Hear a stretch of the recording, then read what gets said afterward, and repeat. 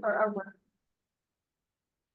Before Sandy signs off, I just want to say thank you again from the whole group for Sandy's assistance for the length of this project, but especially the many months has it almost been a year, Sandy, since you switched positions, but stayed on to help carry our work group through arranging these meetings and stepping in to do the director's work, even though that was no longer his official title. As we mentioned, and as you know from Amy's email to the group, Amy's at Zepco or Zupco? I want to make sure I get it right. It's Zepco. It's Zepco. Amy has joined the commission and will be taking on the director role there. And so Sandy's passing the baton to Amy at this meeting. So thank you, Sandy, very much. And then Amy, I'd love it if you would introduce yourself. I know everyone got your email a little while back. Introduce yourself to the group, tell us about what brought you to the commission and what kind of support you'll be able to provide and what your hopes are for both our work group and the commission in general. Really quick, just thank you, Justice Duncan, Krista, and everyone. And good luck moving forward, and hopefully I'll be able to work with you other times in the future. Bye, everyone.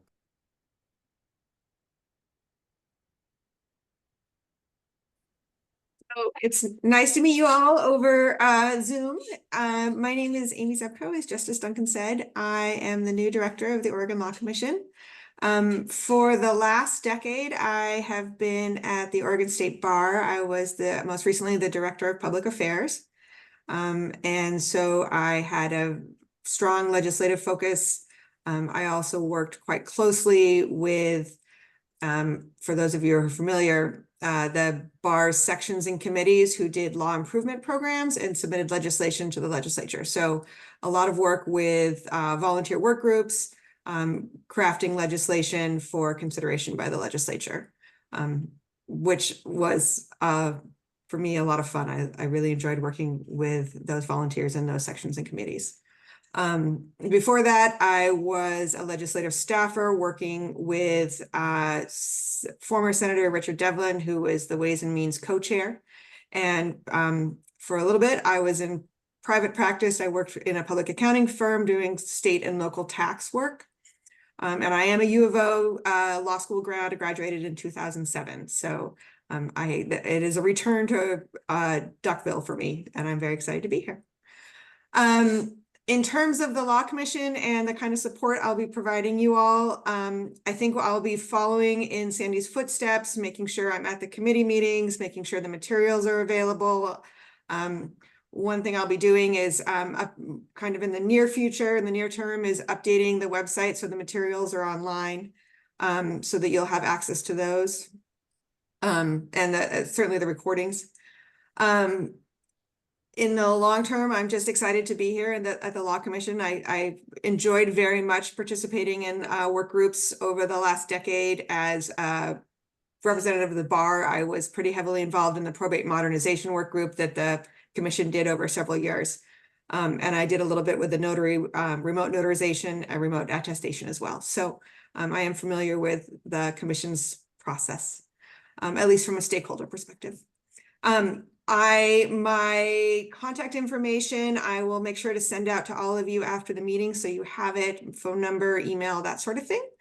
And if you have any questions, or if I can help at all, please feel free to reach out at any time. I am located in Portland, and will be traveling to Eugene periodically, but I am working out of Portland. So just in terms of where in the state I am, you will mostly find me up and down the I-5 corridor, and I am around. So it's nice to meet you all, and if I can help with anything, please let me know. Thank you, Amy, and we're really excited to have you with us and your experience in the legislature, and then working with the bar on their sections, materials, and then also working on bills from the commission. From the stakeholder perspective, is really going to serve us well as we get our bill ready to go into the next legislative session. So we are grateful for your participation and support. I think it will be very valuable to us. So welcome. Our second agenda item is small groups, and there I just have a reminder that there have been materials circulated about jurisdiction from the jurisdiction group. There's sample notice of notice of appeal forms that Gymnast has circulated. All of these have gone out on the email meeting announcements that Krista's been sending out. We have started to get some written feedback on those materials. If you have any, please go ahead and send your feedback to Krista. And our next agenda item is the continuing review of working draft 3 and the sections that we are covering. We have 2 sections we're going to be covering today, and I'm very excited because they are the last 2 sections of our criminal part of the bill. And I think they are also hopefully pretty straightforward. And so we will be reviewing sections 21 and 23 today, and we'll just dive right into that. And then after that, we'll talk about next steps and where we'll be going from here. So if you have your working draft 3, we'll be talking first about section 21. This is stays of enforcement of judgments. So if you have a judgment, which I'll just use the term criminal, but we mean violation and misdemeanor, and you have a criminal defendant filing a notice of appeal, section 21, just in keeping with the current law, says simply that the filing of the notice of appeal does not stay the proceedings. That's garbage. Does not stay the proceedings on the judgment unless the defendant does any of the listed things there. So this is not a change in the substance of the current law. The only question, it clarifies some things in subsection 2. It specifies that that applies to traffic crimes just because it previously just said gives the security required by ORS 810. So we are just making it clear that ORS 810 relates to traffic crimes so that people don't go look at that if that has nothing to do with their case.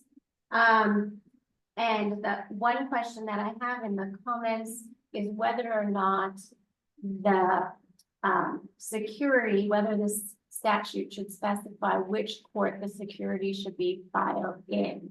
I see Judge Britton nodding. I would love to hear what the current practice is for filing these releases. The cross references to ORS 135, chapter 135, make it sound like the release would be filed in the circuit court because those statutes assume that the circuit court is going to be making the release decision. So I'm looking to our practitioners and judges to find out what the kind of practice on the ground is right now with respect to stays and filing these release agreements. Are those handled by the local court or the circuit court?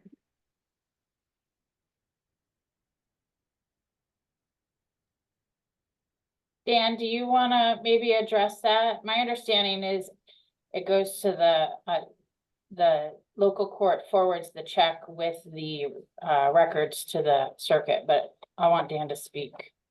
On violations, we don't do it. The DA's office in my county does not file criminal cases in my court. But on violation cases, we do receive both the filing fee and the trial fee for the circuit court. The circuit won't take the case from us unless we send those funds over along with the appeal paperwork. Are you seeing requests for stays of the requests for release agreements, requests for stays? Is that something that's happening in your courts? I've never had a defendant in a traffic violation request a stay of the financial judgment. Our policy though is if they don't pay it, we're not going to take collections actions or bring them in for a show cause hearing on it if they've appealed to the circuit court. It doesn't happen very often, so I mean it's not exactly like some taxing thing for us to do, but it's just that's just kind of our ad hoc approach. Justice Duncan, Yeah. I can't speak to what the practice is based upon my own experience, but when when I received from a number of justice and municipal courts the form notices of appeal that those courts provide to their litigants, there were provisions in some of them to the effect that if the defendant pays the fine imposed by the local court, that either the local court will hold that money as security to otherwise stay enforcement of the judgment, or would in other forms, the assumption is that the local court would forward that money to the circuit court to be held. And so apparently there is some, at least in some courts, some thinking that payment of the fine constitutes the security necessary to stay enforcement of the judgment. But of course, if they paid the fine, there's really nothing left to enforce. The other thing I would say is that when I distributed the proposed uniform form, one of the people who commented said, why isn't the judgment automatically stayed pending appeal? That would basically simplify things. That would avoid either having to pay the fine up front, because after all, the person will be getting a de novo trial in circuit court. And it also avoids the motions practice, and then the local judge then having to rule on the motion and communicate that ruling to the parties. So the last comment I would make is I don't know whether we need to distinguish between misdemeanor cases and violation cases, whether the rules should be different, because misdemeanor cases could include jail time, not just payment of a fine. So perhaps the rules should be different for those two kinds of cases. Heather, I see your hand up. Heather? I was going to share what I've observed, at least at the municipal court, and maybe Judge Zemper or Tony Ruster or Ms. Franz will correct me, but my sense has been that, at least in violation cases, that they'll have the status of the case as just being appealed. And then it's not until the circuit court enters a judgment of conviction that the municipal court will then actually move forward with the fine. And I like this idea of just staying the judgment pending appeal, because, and this is probably just because of the nature of the circumstances of the individuals I tend to represent, there's likely a need to consider their ability to pay. And so that would be something that they'd be raising at the circuit court as well. And so that could simplify things a bit.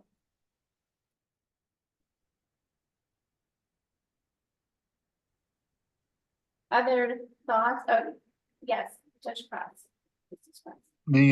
Well, to address that last point, I'm a little concerned about making these appeals different than every other appeal by creating some kind of automatic stay. That seems, I don't know if it's wise to have these different than everything else. But what I wanted to say with regard to when money is posted and a case is on appeal, the court that has received the payment of that fine, obviously, if the appeal is successful, they have to return those funds to the defendant that posted them, for sure.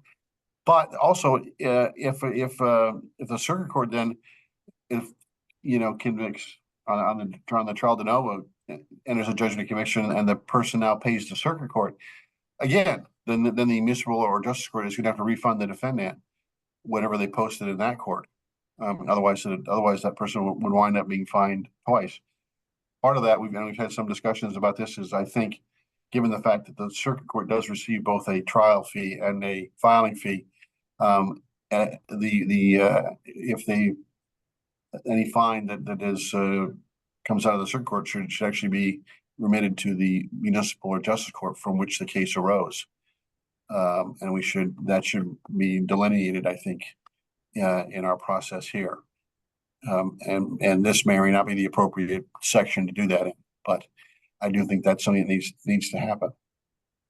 I believe what our practice is, and I have to check with staff to be sure, but I believe what we do is if they do pay the fine to us, that we actually forward it on with the appeal.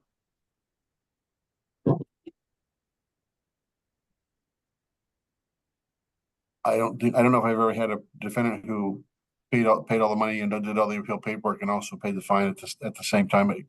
Again, we only get a handful of these. I mean, so it's I couldn't, and to be honest, I'm not the one that deals with those nuts and bolts. So but again, my only point being is that if there ultimately is a fine that is imposed after an appeal, it should come back to the court from which the case initially arose, because the circuit court has received fine fees and trial fees for its time and effort involved in the case. And across the top of my screen, I have Heather, Judge Britton, and then Tony. Heather, Others can go first. I already spoke once. Judge Britton.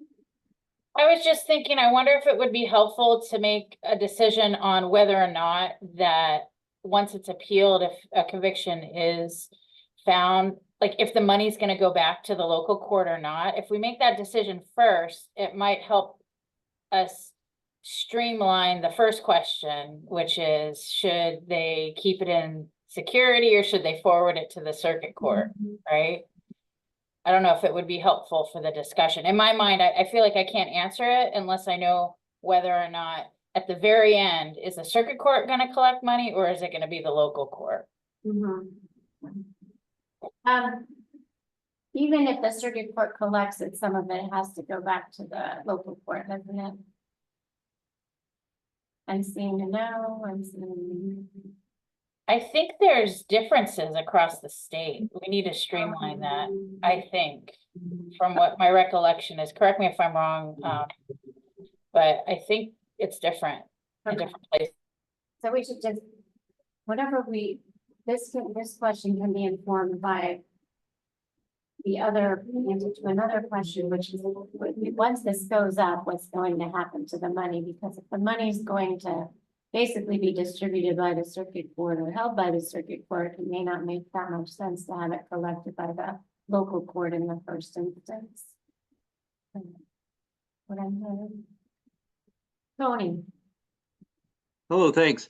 I see value in what Heather has suggested, which is automatic stay, because then you know, if a client decides that they're not going to, sorry, my dog's coughing. It's not me. If the defendants want to appeal, they usually know pretty quickly, and they can, you know, they'll go right up to the front desk and file their appeal. She'll be all right. She just makes a little seal noises once in a while, though she actually is a dog. But if they get stayed, then everything on, I like the idea of everything being on hold. Money doesn't start getting passed around. The defendant knows they're probably not going to pay their fine yet. That seems like it obviates some of the other problems with the money passing around. Thanks. Thoughts on the jail time? Jail time, of course. The clients I had we had a little box that we would check on the appeal form in the municipal court, and we would ask the court to stay the execution of that sentence. And sometimes it's probation, and sometimes in traffic offenses you've got suspensions that are going to have a pretty significant effect on somebody. And so all that would, again, if you just put the brakes on it once the appeal is filed, and see if the person follows through with the procedures on that. That seems to cut down on a lot of work, I would think, for the local court initially, and concerns for the defendants. Melissa, I saw your head nodding on the jail question. Did you have thoughts on the jail question? I was just gonna Tony had brought it up because I don't really review these forms very often, as obviously I'm a prosecutor. But my understanding is that as long as it's requested by the defendant at the time of filing the notice of appeal, that any judgment rendered is stayed, as long as they check that box. I don't think there's been a release agreement or posting security release that's required. I think that it just gets stayed as long as you check the box. At least that's what happens in our court. Okay. So including the jail, everything is stayed there. Okay. Heather.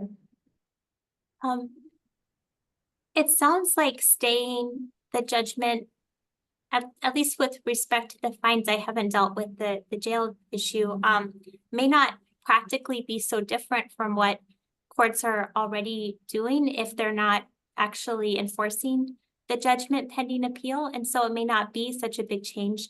And also, and I don't have any knowledge about how the money is circulated, and those considerations for the courts, but in terms of the perspective of the person paying it, even though it might get refunded to them if they ultimately prevail, a lot of folks, even just providing that money at the outset can be very difficult and create hardship. Some people literally have no money, and I know the courts are required to consider that, and at the municipal court they do consider it, but that's a reality a lot of folks are dealing with. And so it's not a trivial thing at all to just put that money forward as, like, even as a deposit that gets refunded in the end.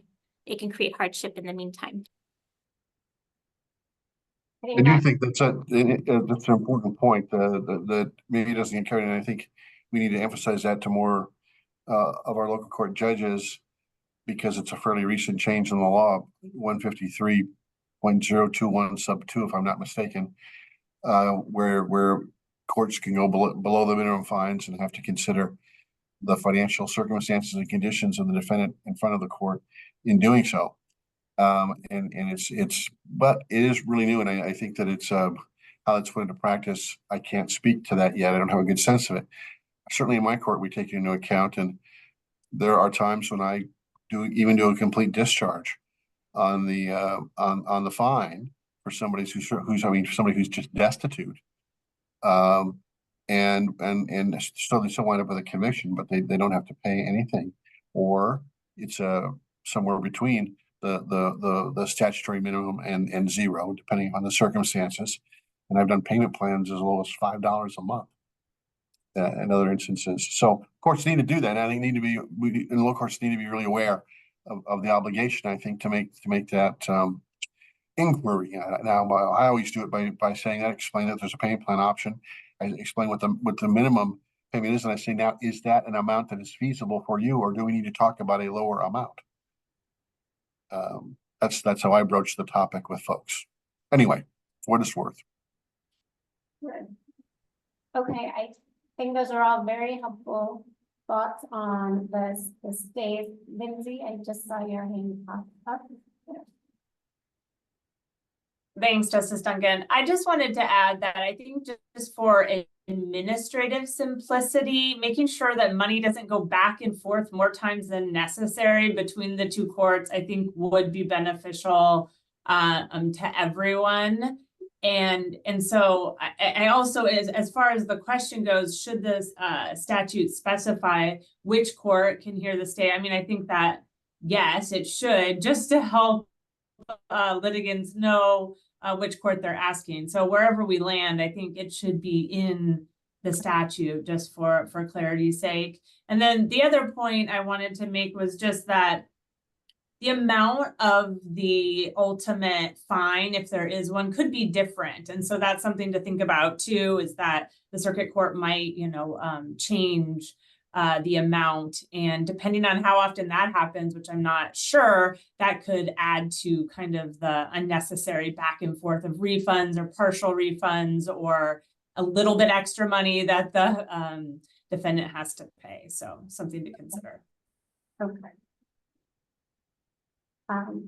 Anything else on stays? Okay. Section 23 talks about appeals from the circuit court. And this section is based on our current statutes. And it's not intended to change anything substantively. It simply says that once you go from the local court to your de novo appeal in the circuit court, when the circuit court enters its judgment, that judgment may be appealed as provided by, and then the reference here is to ORS 138.10.2, and then that must be a wrong number. 138.10, that is the provision that governs appeals from circuit courts to the Court of Appeals in criminal cases. So basically, once you have your de novo trial in the circuit court, if you want to appeal that, this would say that you follow the procedures in chapter 138. It has the same provision, it has a provision, section 2, which just says the state may not appeal from an order dismissing a case that's entered by reason of a police officer's failure to appear. That subsection 2 is based on 138.0573. It applies to appeals from justice and municipal courts in violation cases. It's not clear whether the bar applies to appeals from circuit courts to the Court of Appeals, but and so there's a question about whether it should apply to both. So if your case goes, if you have an de novo, okay, so let's take this one section at a time. So any thoughts on subsection 1, which just says your appeal from the circuit court to the Court of Appeals is the same as provided in chapter 138, and I see Jimmy and Paul. So Jimmy? Sure. And I had this in my memo, but I kind of have two issues with this. First, I think it should say order or judgment rather than judgment, because the state's going to only be appealing from orders. Okay. And I think throughout this, it really needs to say order or judgment, because some of these appeals are going to be from orders. But I think this is one of the places where it doesn't. Okay. My other question is, there's one category of judgment or maybe order that's going to be entered in these appeal cases that isn't part of the normal criminal process, and that's an order dismissing the appeal or a judgment dismissing the appeal, saying it's untimely filed or for some other reason, the court's not going to consider the appeal at all. And if you want that to be appealable, which I think it is under current law, or at least I found a Court of Appeals decision reversing such a judgment of dismissal, I think we need to add that as well. Okay. Because there's no reference to anything like that in chapter 138, because Exactly. there wouldn't. Or right, the only dismissal would be the state dismissing the case or the court dismissing the case. The defendant wouldn't want to appeal from that, but dismissing the appeal, they would want to appeal from it. Okay. Paul? Yeah, my comments are just about the statutory cross references there, and you might have said this already, Justice Duncan, and I apologize. I mean, I would have it be from 138.005, which is the definitions. Okay. Just to make it clear that all the definitions in that apply, and wouldn't we want it to go all the way through 138.504, Yeah. which deals with appointment of counsel? Maybe you should just cover the entire range of 138. This is a typo here. No, it says 310. It said 310. It says 310. I mean, it probably doesn't need to include the post-conviction part, which starts at 510. But if it goes through 504, that covers everything on direct appeal, I think. Okay. Thank you.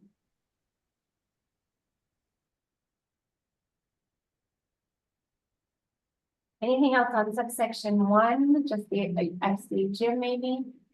Yeah, this statute, this section and the statutes upon it in current law are confusing in that in other places, it's clear that an appeal in a misdemeanor case is under chapter 138, but an appeal in a violation case is pursuant to ORS chapter 19, which deals with appeals in civil cases.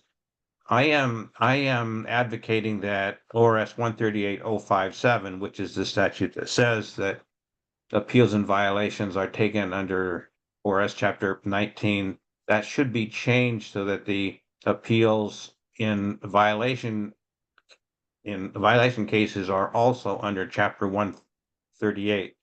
Right, okay. With respecting most of the provisions are exactly the same. In fact, ORS 138, I think I actually don't know what number it is, but it incorporates probably about 10 or 12 statutes in chapter 19. So, and those have to do with typing up transcripts, forwarding the record of the kinds of nuts and how the briefs are filed. Those things are the same whether it's a civil or whether it's a criminal case. And certainly the provisions of chapter 19 dealing with appeals in civil cases, many of those provisions have no application to violation cases at all. Mhm. So I think we can simplify things by simply saying, as section 23 does, that appeals in both misdemeanor and violation cases are pursuant to chapter 138. Yes, But I want the work group to understand that we are making a change in the current law, at least on paper, a fairly significant change in current law. yes, because instead of sending the violation cases through chapter 19, which handles civil, which concerns civil, we would be sending them along with the misdemeanors to the criminal appeal statutes 138, which has been your recommendation throughout, and you're well and correctly pointing out that we will need to change not only section 23 will not only need to do section 23, but we'll need to go into chapter 138, right? To fix 138.057, so that doesn't undo what we're trying to do by sending the violation appeals over to chapter 19. Okay. Yes. Good, great, good. I think that when we talked about that issue, there's been agreement on putting the violations and the misdemeanors together throughout.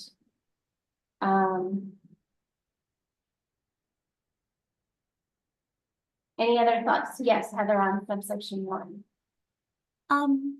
That recommendation makes a lot of sense to me. I've always found it a little confusing why it just directed people to chapter 19. And I think a similar change would be required in ORS 153.121, which is in the violations chapter. And it just indicates that if an appeal is coming from the Justice Court or Municipal Court, you follow ORS 138.057.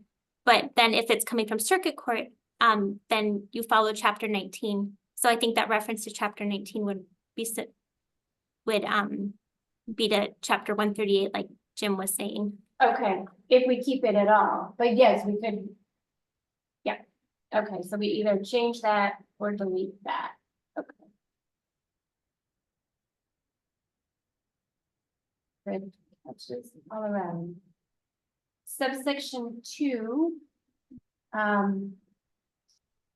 This is where the state may not appeal from an order dismissing a case that's entered by reason of police officer's failure to appear at the trial of the matter.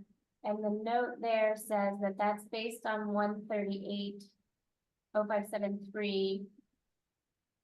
It appears that it applied only in violation cases. So this is an existing statute. It says it only applies in violation cases, or it appears to apply only in violation cases.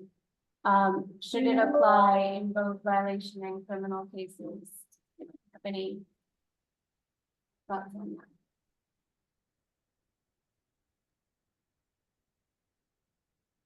Criminal cases, I mean, the state never not appears. I don't know. I don't see that in practice. I do think if somebody has a traffic in circuit court, I mean, we want to have consistency in the violation. So if an officer is representing the state and they have TA, then I think it should apply whether it's a traffic in circuit court or municipal court. Okay. Okay, But I don't see how that applies to criminal cases. yeah, Maybe prosecutors aren't showing up in other parts of the state. Definitely not my part.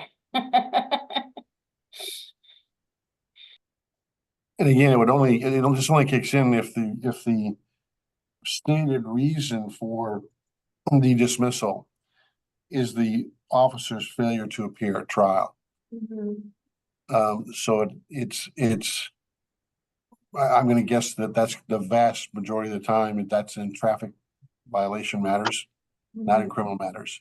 Okay, Although it's not impossible, but I always, in my neck of the woods, back in my day, if that was the case, it was state unable to proceed was the reason for the dismissal and didn't specify okay.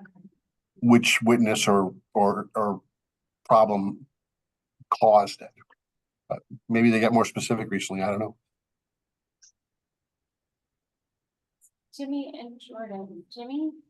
Sure. So I would say this is kind of a thing I don't really like as an aesthetic matter, which is sort of taking a substantive rule and trying to work it into the appealability statutes. Like, suppose the state can appeal for these. It's going to lose those appeals. We don't think they should win those appeals, and there's no basis for them to get a reversal because their witnesses didn't show up. Taking that from like a merits decision to working it into the appealability statutes seems to kind of confuse what should be two separate issues. So I think A, it doesn't really matter. The state isn't probably going to be able to successfully appeal in one of these cases. But B, I'm also not sure it really should be in there. Okay, But it is in there in 138057, so I don't know. I'm not sure it really matters. It might be the best answer here. well, if it's in 138057, and we're sending people to 138, maybe we don't need it here at all? I think it may be redundant, although maybe depending on what we do in response to Jim Nass's concern about how we rewrite around 057 or something like that. But Okay. it seems to me that it's redundant and it's already incorporated by the reference in sub 1. Okay.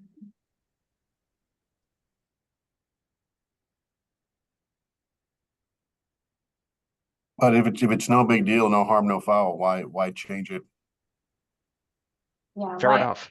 Why? Yeah. Yeah. Okay. Jordan?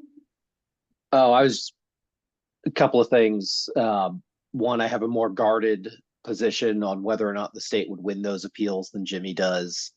I can see some circuit court judges granting them. And I can see reasons why they should be granted from a perspective that's not mine. But I don't think, to the original question, I don't think there's any applicability to criminal cases. I think it is just violation cases that this would apply to. And Okay. I think Judge Cross is right that if it's a criminal case and the prosecutor doesn't show up,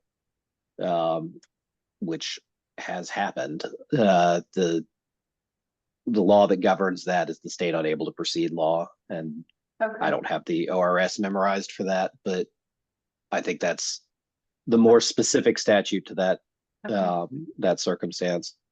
There are municipal courts that I've practiced in and justice courts that I've practiced in that don't have prosecutors, or that the prosecutor kind of routinely doesn't show up for more routine business.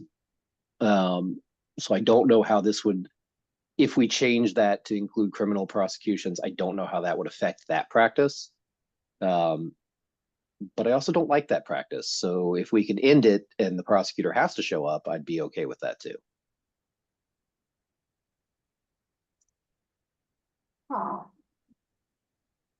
So just to be clear, what we're talking about here is an appeal from the circuit court to the Court of Appeals after there has been a conviction in a municipal court that has been appealed to the circuit court. Am I understanding that correctly?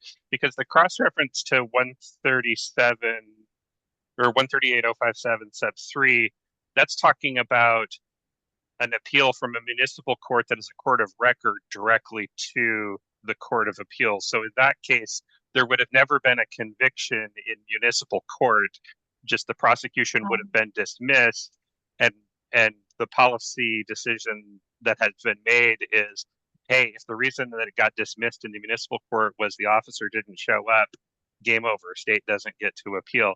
This seems like a different situation. I mean, there was a conviction for the violation in the municipal court.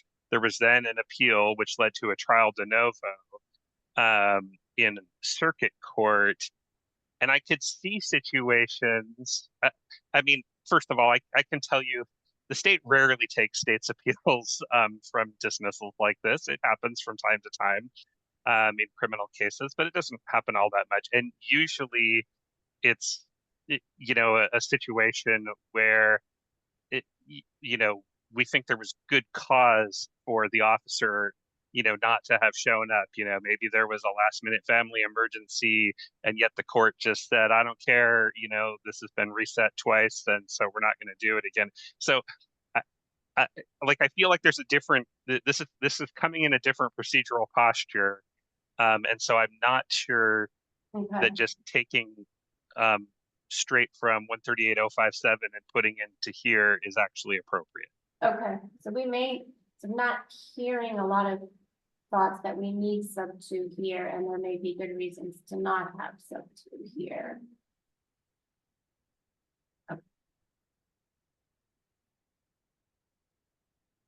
Well, let me just say, I will be the first to say that ORS 138.057 is not necessarily a model of clarity.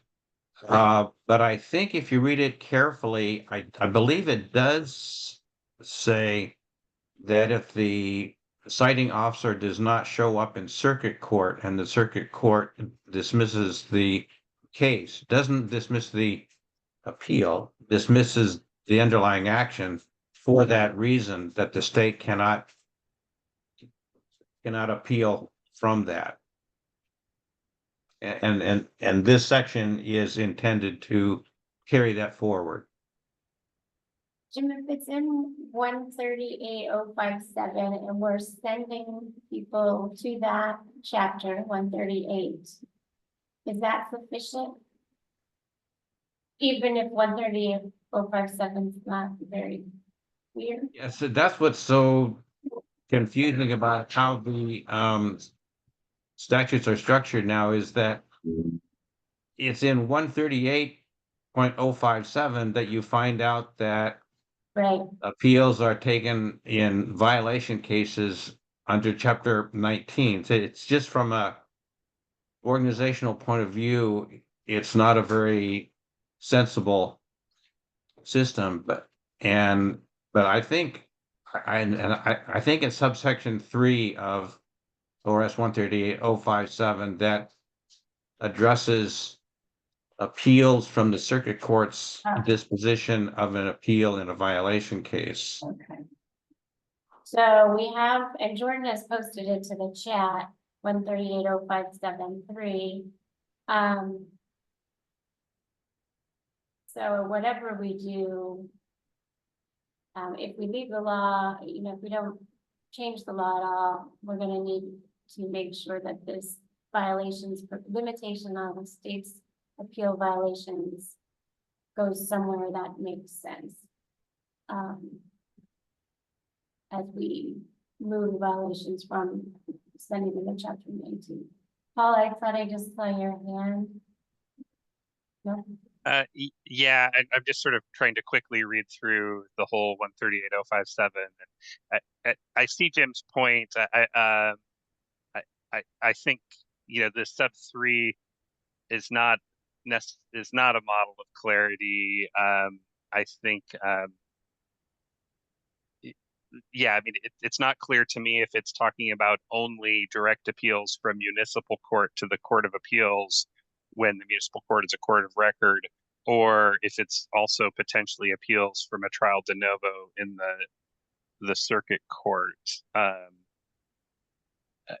mean, I guess what I'm saying is I could make arguments either way on that, and so you know, I think we should, you know, if we're going to make a policy decision about that, we should have a more in-depth conversation about the history of it and things and why it's there. And okay, so we're noting that it's there. There is some limitation in violation cases. It's currently only in violation cases, not in criminal cases. And it looks like there's arguments to be made about whether we're talking about appeal from local to circuit or circuit to court of appeals.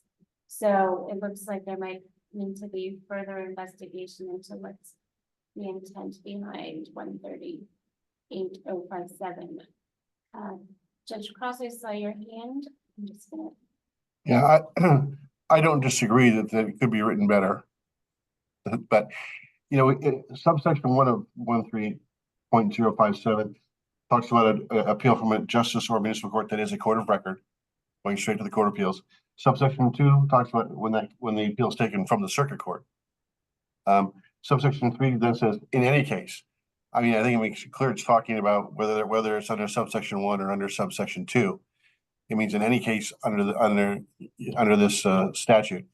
So I think it's clear that that's what the intent is.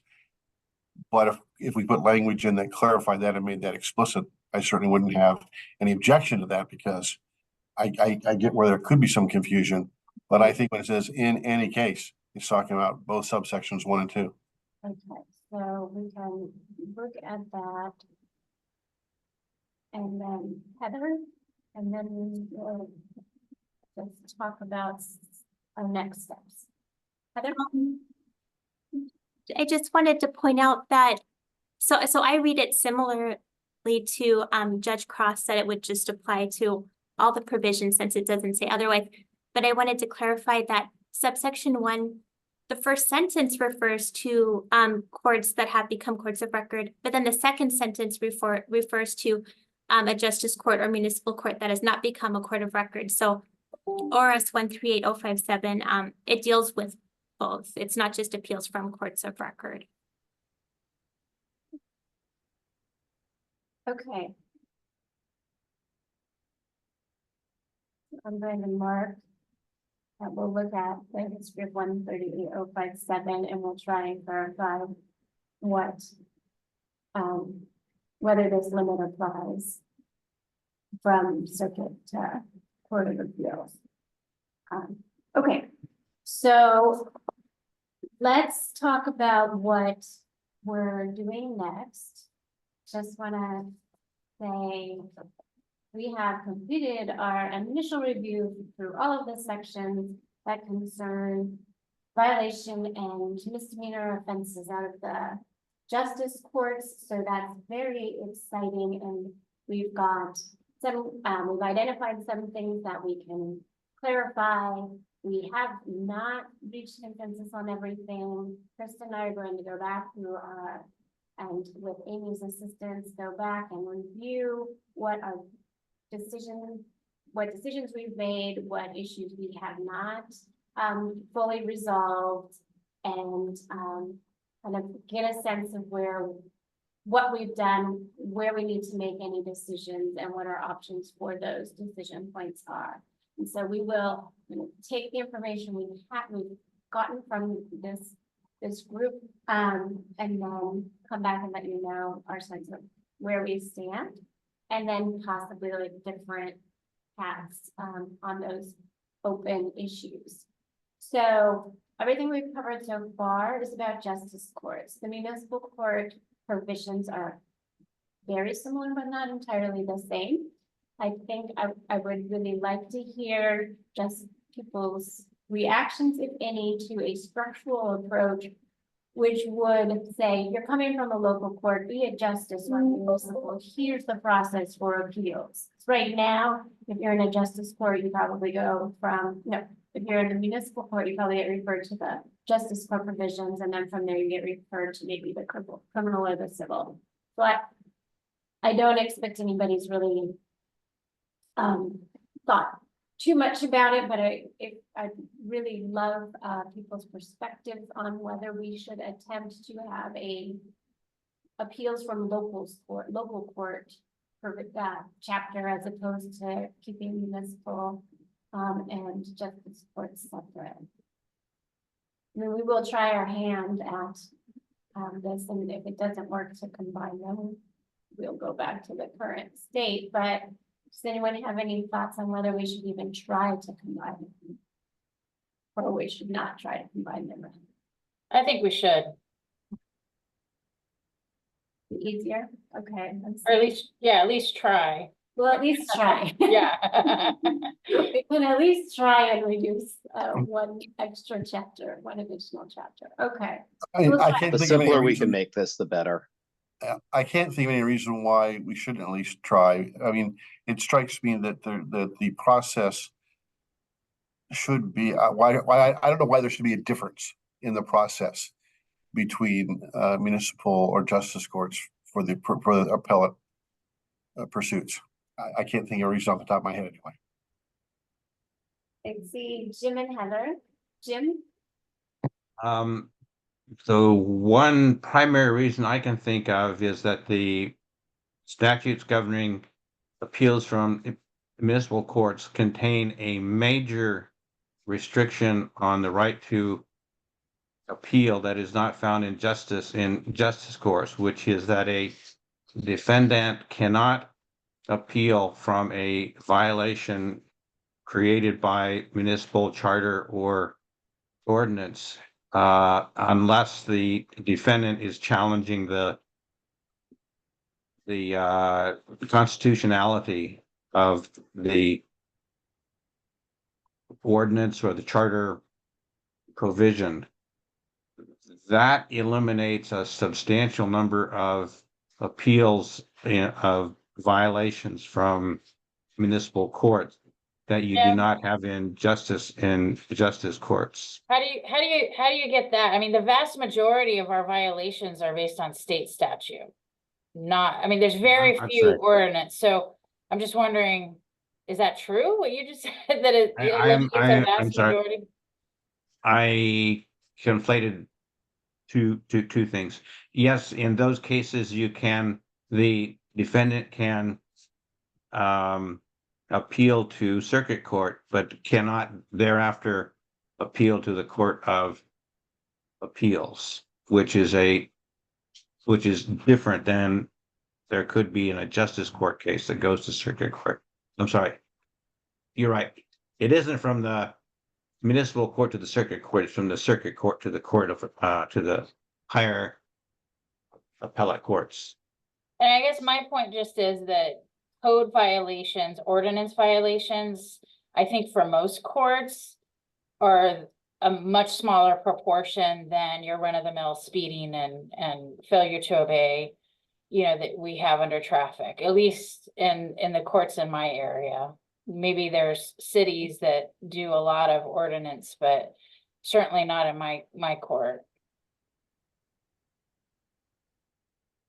And just before I see Heather and Tony, that is a huge substantive difference between the scope of appeals from justice and municipal courts. I think structurally, we still might be able to try and put them in one chapter, and then there's a decision about why that substantive limit exists. Should it continue? This group may or may not even address that, but maybe that if that substantive limit is there, maybe we can just put it in like the appeals, a single local appeals chapter anyhow. But it's important that we keep track of that limit that Jim mentioned. So it's a big one. And how about Heather and then Tony? I think that even with that substantive difference, there's still a lot of overlap. So even ORS 221359, which is the provision that one of the provisions that creates that constraint, even that provision cross-references appeals from justice courts. So it incorporates a lot of that process. And none of this would affect an appeal out of a municipal court to a circuit court. Like there's no bar on that. And so that's that could, I think, easily be the same. And I understand it a little differently about whether appeals of state violations could be appealed to the Court of Appeals. I think they can, even under that bar. It's offenses that are created by a municipal charter or ordinance that have that bar. So all of this is just to say, I think that, that bar, if the group thought it should be maintained, there could be a way to do that and still have a lot of streamlining with the processes. And maybe it would go into that section we were just discussing, section 23 of what we have as our justice court check statutes. Tony. Yes, thanks. In Eugene, it's kind of a unique situation that where most of my practice was, but Eugene Municipal Court, the charges are always under city ordinance.